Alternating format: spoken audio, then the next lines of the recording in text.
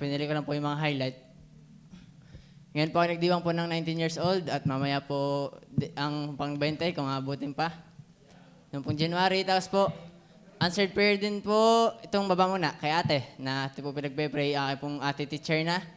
Salamat po sa Panginoon sa ganyan. Tapos po, sa baba naman po yung aking po naman kuya na engineer na din. Salamat po sa Panginoon na answered prayer din po sa amin yon. Sunod naman po, sa baba ay yan, dumating po yan po yung biyaya sa akin, yan po yung may nagbigay po para sa akin, at ako po nagpapasalamat sa kanya pong buhay, na yan po yung ngayong taon din dumating, at yan po yung biyaya kung bakit po nakakatugtog sa Panginoon. Next po ay, yan, ngayong year din po ay nagkaroon po ako ng lisensya. Salamat po sa initiation po ni Pastor, na makapag-provide po ng lisensya, at ako po ay meron na po ngayon driver's license. Salamat po sa Panginoon. Ang sunod naman po ay yung yan, salamat po sa Panginoon at biyaya pong hindi po akin yan. Yan po sa church. Yan po salamat sa Panginoon na ako po dating palambitin-lambitin lamang dyan. Pero ngayon po biyaya ng Panginoon ay isa na rin po sa mga driver niyan.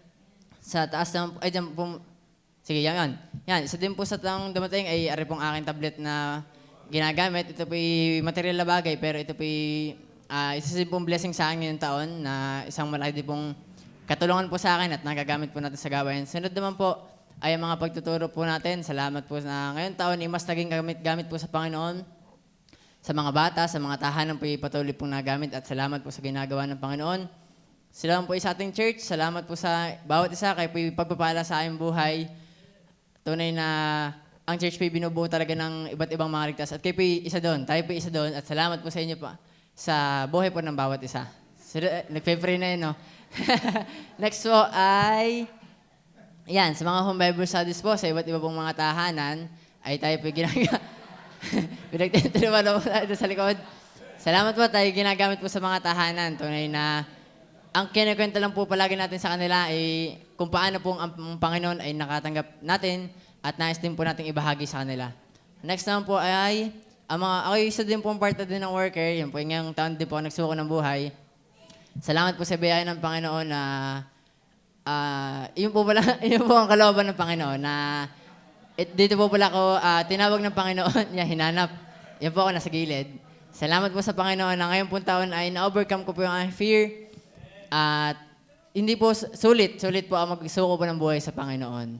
Hindi ko po maranasan ng mga privileges na meron po ako kung ako po hindi nagsuko ng buhay sa Panginoon. Ang sunod naman po sa taas ay yan, salamat din po sa Panginoon sa Bible School. Ngayon pong taon ay patuloy pong nakapag-aaral sa Bible School. Tunay na hindi siya yung pangarap ng madami sa atin, pero pag inyo pong naranasan or kayo nakapasok diyan, yan po yung mga hindi pa kilala, mga wanted po yan, kaya mga blurred.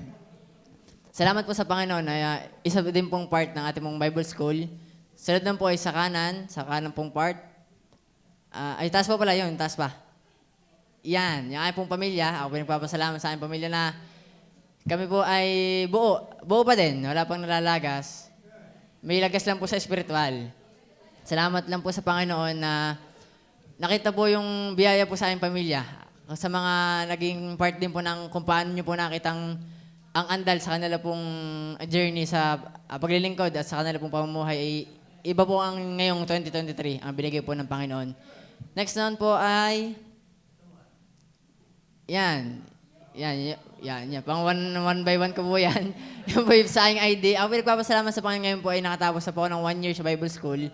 Meron pa pong 2 years at biyaya po ang Panginoon. Napakadami pong learnings na patuloy pong binibigay po ng Panginoon. Ang sunod naman po, ayan. Yan po yung pinagpapasalamat ko sa Panginoon. Ako po yung tumalikod na dahil hindi ko pa rin po tanggap hanggang ngayon. Di ba? Ako pinagpapasalamat sa Panginoon na hindi... Ako nagpapasalamat sa mga na ako po'y nagtry. Ako po'y nagtry na sila ay lumaban. Pero laban po eh. Salamat po sa Panginoon na kumbaga po ay ako hindi na ako kakabakaba na wala akong ginawa para ma-share po ang ating mga kapwa po kabataan dito po sa ating po'y biyaya. Yan. Ang sunod naman po ay ako po'y nagpapasalamat din sa Panginoon. Ako po'y nakakapag-preach din nga naman sa ating simbahan. Biyaya po ng Panginoon na ginagamit din po sa atin. At salamat po. Sana po yung maging patuloy na blessing. Ang tunay na isa pong malaking accountability magdala po ng salita ng Panginoon At yan po pinagpapasalamat ko sa Panginoon na ngayon po 2023 ay naranasan ko po yan. Sa baba naman po ay, kung yan po, kung paano niyo po makita yung, kung gano'n po ako ng bata, hanggang sa ngayon po ay, yan po sa church pa, sa looban, hanggang ngayon po yung nakikita niyo pa rin po. Yung po yung biyaya ng Panginoon na makapagpatuloy.